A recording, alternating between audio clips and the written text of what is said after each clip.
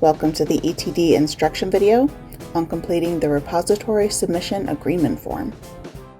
All students submitting a record to the ETD repository must complete a repository submission form and provide it to their school.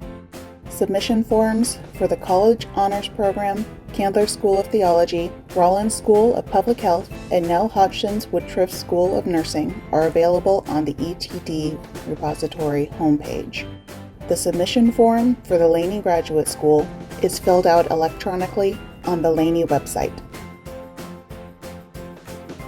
For non-Laney students, you can download the submission form for your school from the ETD homepage. The submission form is macro-enabled for ease of use.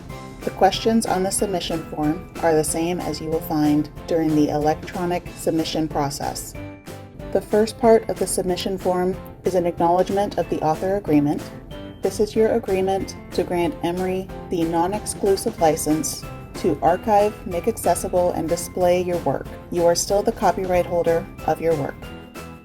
The second part of the submission form is in regards to copyright questions. The answers you provide to these questions must be the same as the answers when you submit your record to the repository. Question 1 pertains to any copyrighted work from third parties that you are including in your record. Question 2 is in regards to your own work that you have had published and are no longer the copyright holder thereof.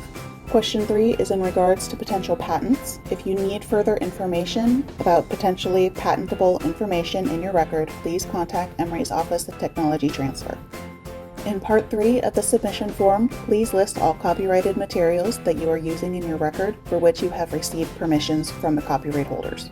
Part 4 is regarding the access restrictions or embargo that you may wish to place on your record. Your record will publish either open access or with an approved embargo.